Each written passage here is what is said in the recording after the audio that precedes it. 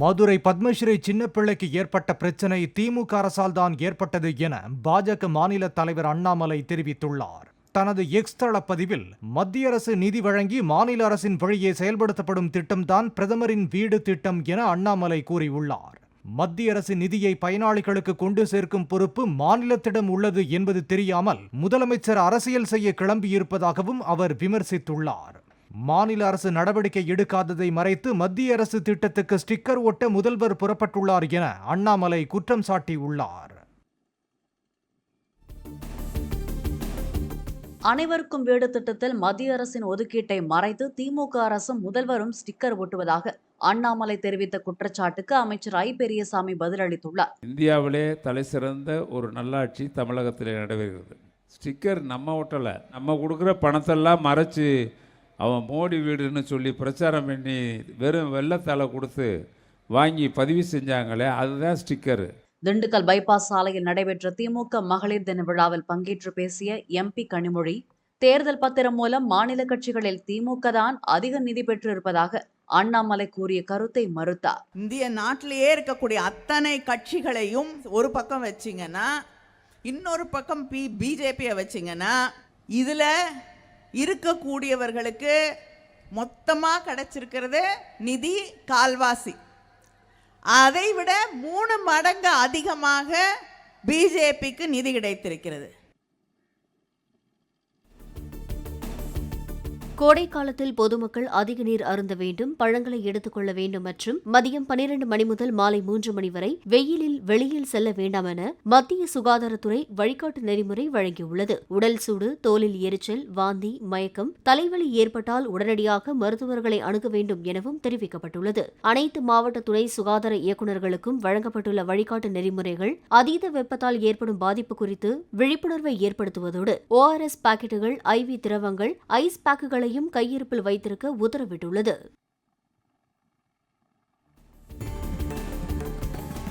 மயிலாடுதுறை அருகே முடித்திருச்சம்பள்ளியில் உள்ள ஸ்ரீ அங்காள பரமேஸ்வரி ஆலயத்தில் விமர்சையாக நடைபெற்ற மயான கொள்ளையில் ஏராளமானோர் கலந்து கொண்டு படையிலிட்ட கிழங்கை பிரசாதமாக பெற்றுச் சென்றனர்.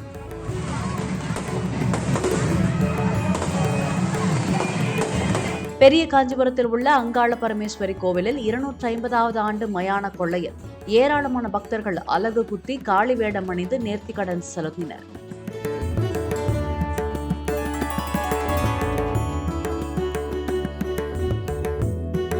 வேலூர் பாலாற்றங்கரையில் நடைபெற்ற மயான கொள்ளையில் ஏராளமானோர் அரக்கன், காளி, பார்வதி, சிவன் உள்ளிட்ட வேடம் அணிந்து கலந்து கொண்டனர்.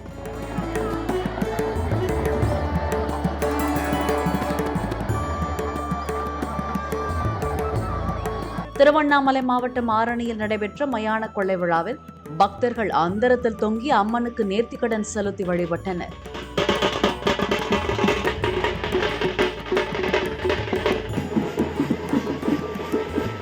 உளுந்தூர்பேட்டை அங்காளம்மன் கோவில் மயான கொள்ளை விழாவில் ஏராளமான பக்தர்கள் காளி வேடம் அணிந்த பூசாரியிடம் முறத்தால் அடிவாங்கி நேர்த்திக்கடனை நிறைவேற்றினர்.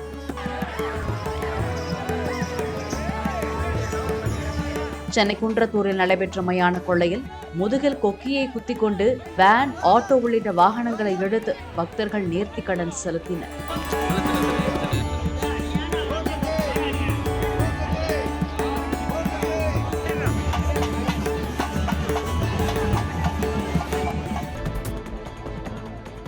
புதுக்கோட்டை மாவட்டம் செங்கலாக்குடியில் நடைபெற்ற ஜல்லிக்கட்டில் 700 காளைகளும் 240 காளையர்களும் களம் கண்டனர். வாடிவாசலிலிருந்து அவிழ்க்கப்பட்ட காளைகளை காளையர்கள் மல்லுக்கட்டி தழுவினர். பிடிபடாமல் நழுவிய காளைகளின் உரிமையாளர்களுக்கும் அடக்கியாண்ட மாடுபிடி வீரர்களுக்கும் சைக்கிள், கட்டில், ரொக்க பணம் உள்ளிட்டவை பரிசாக வழங்கப்பட்டன.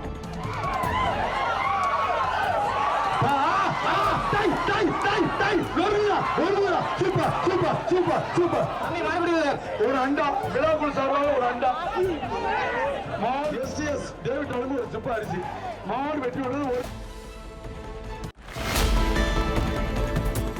கடலூர் மாவட்டம் சேத்தியாத்தோப்பு அருகே உள்ள விநாயகபுரம் கருப்பசாமி கோயிலில் 1008 பெண்கள் பங்கேற்று திருவிளக்கு பூஜை நடைபெற்றது. மாசி அமாவாசையை முன்னிட்டு நடைபெற்ற பூஜையில் திரளான பக்தர்கள் விடிய விடிய கண் விழித்து அங்காள பரமேஸ்வரி அம்மனை வழிபட்டனர்.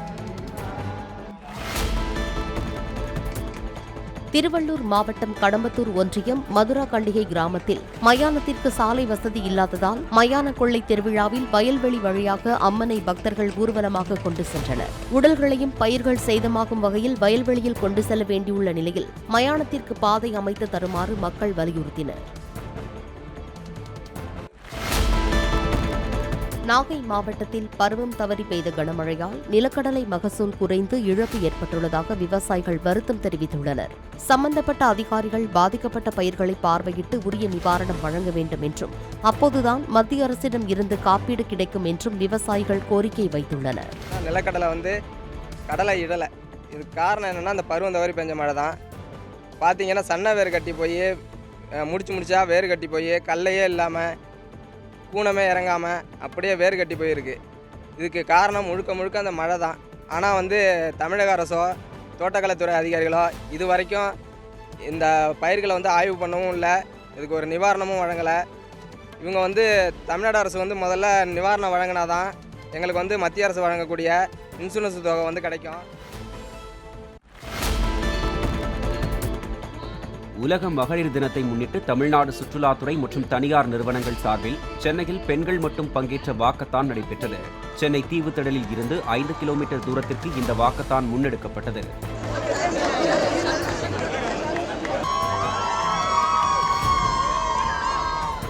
முன்னதாக பெண்கள் திரளாக நிற்க வைக்கப்பட்டு எளிதான உடற்பயிற்சிகளும் சொல்லித்தரப்பட்டன.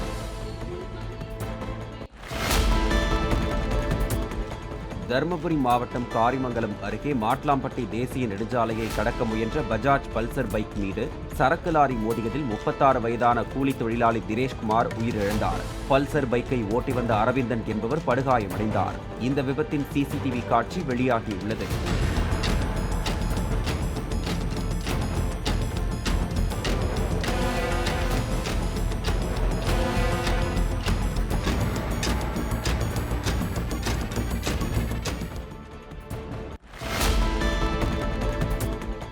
கும்பகோணம் அருகே திருவலஞ்சுழியில் காவல் ஆய்வாளர் கவிதாவின் வீட்டில் கொள்ளையடித்த திருடர்கள் கூடுதலாக பணமும் நகையும் வைத்திருக்கலாமே என்ற குறிப்பை அவர் புகைப்படத்தின் மீது எழுதி வைத்துவிட்டு சென்றனர்.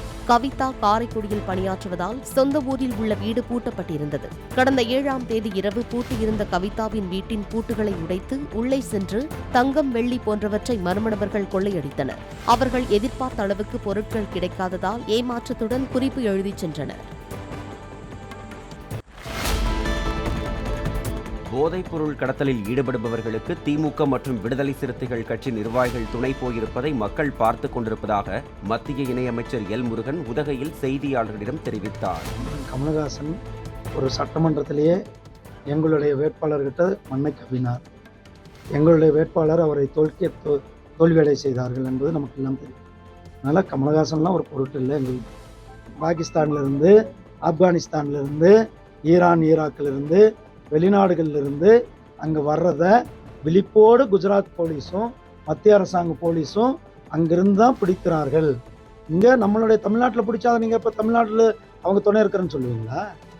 150 கோடிக்கு பிடிச்சாங்கல்ல போன வாரம் ராமேஸ்வரத்தில். அதனால் போதைப் பொருளை குஜராத் அரசாங்கம் விழிப்போடு இருந்து அங்கே பிடிச்சி கொண்டு இருக்கிறாங்க. கடலூர் அருகே உள்ள சின்ன கங்கணங்குப்பம் பகுதியைச் சேர்ந்த வினோத் என்பவரது வீட்டின் மர சோஃபாவில் குஷன் இருக்கைக்கு அடியில் பதுங்கியிருந்த நாகப்பாம்பை பாம்புபிடி வீரர் செல்லா லாவகமாக பிடித்தார்.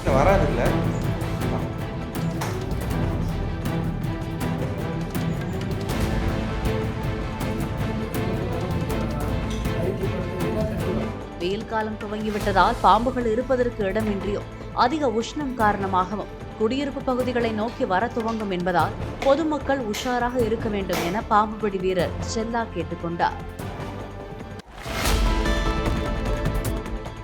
ஆந்திர மாநிலம் ஸ்ரீகாகுளம் மாவட்டம் தெக்கலி அருகே அம்மாநில வனத்துறையினர் நடத்திய வாகன சோதனையில் உகாண்டாவில் காணப்படும் அரிய வகை எல்எஸ்ட் குரங்குகள் பறிமுதல் செய்யப்பட்டன. அவற்றை அசாமிலிருந்து சென்னைக்கு கூண்டில் அடைத்து காரில் கடத்தி வந்த மேற்கு வங்கத்தைச் சேர்ந்த 3 பேர் கைது செய்யப்பட்டனர். தஞ்சை பான் செக்கார்ட்ஸ் மகளிர் கல்லூரியின் 22வது ஆண்டு விழாவில் நடிகர் தாமு கலந்து கொண்டார். மிமிக்ரி செய்து கலகலப்பு ஊட்டிய அவர் தாய் தந்தையர் குறித்து பேசியதை கேட்டு கல்லூரி மாணவிகள் உட்பட அனைவரும் கண்ணீர் சிந்தினர். அம்மா அப்பா பிரச்சனை இருக்கும், மீட்டிங்கு வரமாட்டாங்களே, அம்மா அப்பா கூப்பிட்டா சாப்பிடாம வருவாங்களே, அதெல்லாம் இருக்கதான் செய்துதான் மோசம். நம்ம மூடி இருக்கிற யோசிச்சு பாருங்க.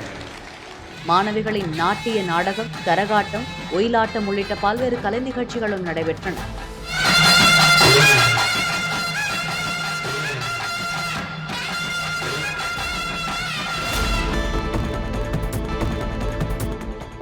திண்டிவனத்தில் மயானக்குள்ள நிகழ்ச்சியில் போலீசாருக்கும் அம்மன் அலங்காரத்துடன் ஊர்வலம் சென்றவர்களுக்கும் இடையே தள்ளுமுள்ளு ஏற்பட்டது.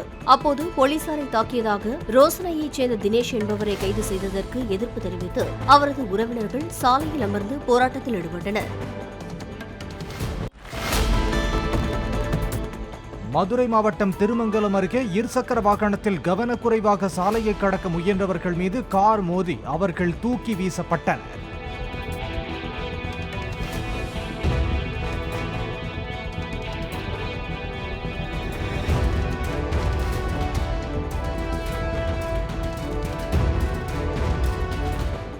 விபத்தில் படுகாயமடைந்த இருவரும் மருத்துவமனையில் சேர்க்கப்பட்டுள்ளனர். இங்குள்ள செங்குளம் பகுதிக்கு சமயநல்லூர் விருதுநகர் 4 வழிச்சாலையை கடந்துதான் செல்ல வேண்டும் என்ற நிலையில் அடிக்கடி விபத்துகள் நேர்வதாக அப்பகுதி மக்கள் தெரிவித்துள்ளனர்.